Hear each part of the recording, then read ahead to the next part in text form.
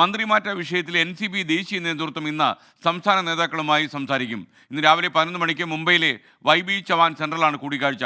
മന്ത്രിസ്ഥാനം കൈമാറാൻ AK ശശീന്ദ്രൻ തയ്യാറായാൽ അദ്ദേഹത്തിന് സംസ്ഥാന അധ്യക്ഷന്റെ പദവി കൊടുക്കാനും ആലോചനയുണ്ട്. ബൽറാം നെടുങ്ങാടി ലേറ്റസ്റ്റ് വിവരങ്ങളുമായി അപ്ഡേറ്റ് ചെയ്യും ഡൽഹിയിൽ നിന്ന്. ബൽറാം, ഗുഡ് മോർണിംഗ്, പറയൂ വിശദാംശങ്ങൾ.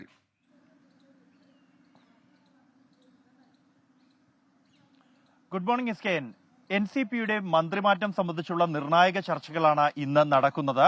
മുംബൈയിലെ YB ചവാൻ സെന്ററിൽ വെച്ച് NCP ദേശീയ അധ്യക്ഷൻ ശരത് പവാറാണ് കേരളത്തിൽ നിന്നുള്ള നേതാക്കളെ ചർച്ചയ്ക്കായി ക്ഷണിച്ചിരിക്കുന്നത്. മന്ത്രി AK ശശീന്ദ്രൻ, ഒപ്പം തന്നെ തോമസ് MLA, സംസ്ഥാന അധ്യക്ഷൻ PC ചാക്കോ എന്നിവരാണ് ഈ ചർച്ചകളിൽ പങ്കെടുക്കുന്നത്.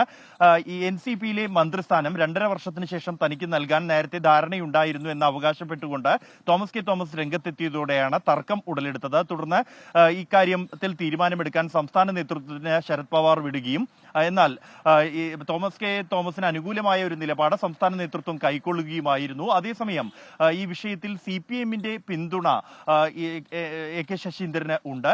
അദ്ദേഹം അത്തരത്തിലൊരു മുൻധാരണ ഇല്ല മന്ത്രിമാറ്റത്തിന് എന്നും അതുകൊണ്ട് തന്നെ മന്ത്രിമാറ്റത്തിന് താല്പര്യമില്ല എന്നുമാണ് AK ശശീന്ദ്രൻ വിഭാഗം അറിയിച്ചത്. തുടർന്നാണ് ഇത്തരത്തിൽ സങ്കീർണമായ ചർച്ചകളിലേക്ക് പോയത്. മന്ത്രിസ്ഥാനം മാറുകയാണെങ്കിൽ തനിക്ക് സംസ്ഥാന അധ്യക്ഷ പദവി വേണമെന്നാണ് AK ശശീന്ദ്രൻ വിഭാഗം ആവശ്യപ്പെടുന്നത്.